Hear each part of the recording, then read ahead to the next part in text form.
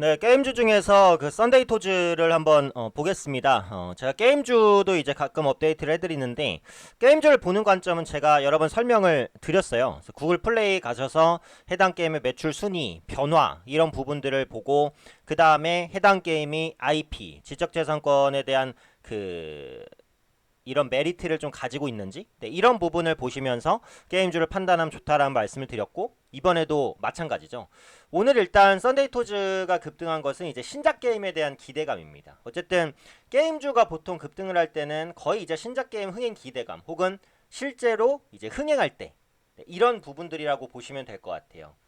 그래서 신작 디즈니 팝의 아시아 지역 사전 예약을 시작을 했는데 이번에 이제 그 사전 예약이 굉장히 흥행을 하고 있다라는 부분인 거거든요.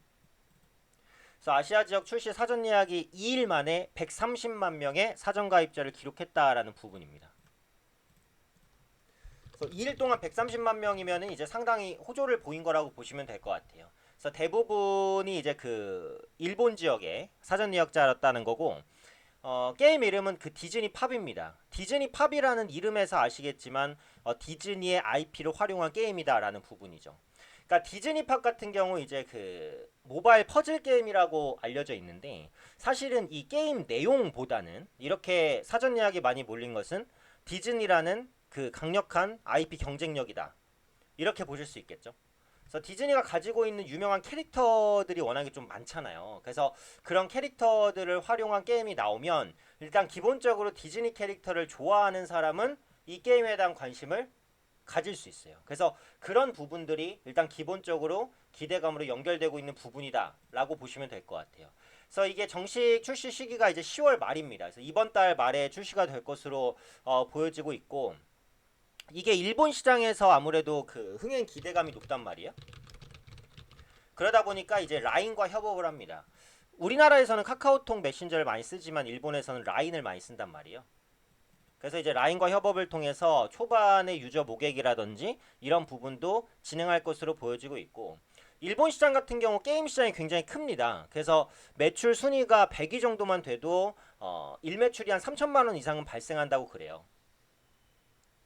근데 지금 썬데이 토즈의 평균 게임 일매출이 3천만 원이 넘는다라고 하니까 디즈니 팝의 성과도 분명히 이제 썬데이 토즈에 반영될 수 있을 것이다라고 보고 있죠.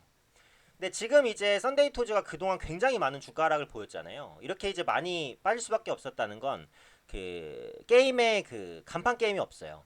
썬데이 토즈는 이전에 애니팡으로 유명했던 업체입니다. 몇 년 전만 해도 애니팡 인기 엄청 컸죠. 근데 최근에는 어때요? 애니팡 하는 사람 찾기가 좀 어려워요. 그만큼 순위가 많이 밀렸어요. 애니팡 같은 경우 시리즈가 계속 나오면서 이제 4까지 나오는데 그 애니팡 2 같은 경우 지금 매출 순위가 구글 매출 기준으로 94위입니다. 그리고 기존의 그 애니 그 썬데이 토즈의 기대 게임이었던 위베어 베어스 더 퍼즐 위베어 베어스 더 퍼즐의 구글 지금 매출 순위는 88입니다. 그러니까 굉장히 좀 많이 떨어져 있잖아요. 그래서 이런 부분들이 이제 그 썬데이 토즈의 그 주요 신작이 없다라는 우려감으로 많이 밀렸는데 이번에 이제 그 디즈니 팝이 사전 예약 흥행을 거두면서 성공 기대감이 높아졌다라는 거죠. 그럼 이번 디즈니 팝에 대한 성과는 어떻게 될 것이냐? 과거에 이제 그 기대작이었던 위베어 베어스 더 퍼즐에 대한 성과를 한번 되돌려서 생각해 볼 필요는 있어요. 이번 디즈니 팝이 2일 만에 130만 그 사전 예약자를 모았다고 했는데 위베어 베어스 더 퍼즐 같은 경우에도 굉장히 짧은 시간 내 사전 예약자를 200만 명 이상까지 모았습니다. 그때가 이제 2018년 초예요. 근데 2018년 초부터 보시면 썬데이 토즈가 상당한 주가 상승을 보여요. 그래서 위베어 베스트 더 퍼즐에 대한 효과 때문에만 올랐다 이렇게 볼 수는 없지만 어쨌든 시기적으로 이때 위베어 베스트 더 퍼즐이라는 게임이 계속해서 부각이 됐었던 그런 시기였단 말이에요. 그러다 보니까 이런 부분에 대한 모멘텀이 있었고 실제로 이제 2018년 6월 정도 주가가 거의 정점에 가까워지는 이제 6월 정도에 나온 모멘텀을 보면은 일본 시장에서 앱스토어 16위를 달성했다라는 이슈가 나옵니다. 그리고 5월 말에 위베어 베어스터 퍼즐이 글로벌 시장에 런칭을 해요.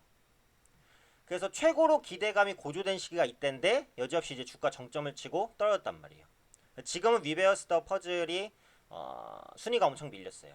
근데 이번에 나오는 디즈니팝, 과거의 경험을 생각해보면 일단은 주가는 지금보다는 좀 더 올라가는 게 맞지 않나라는 생각은 듭니다.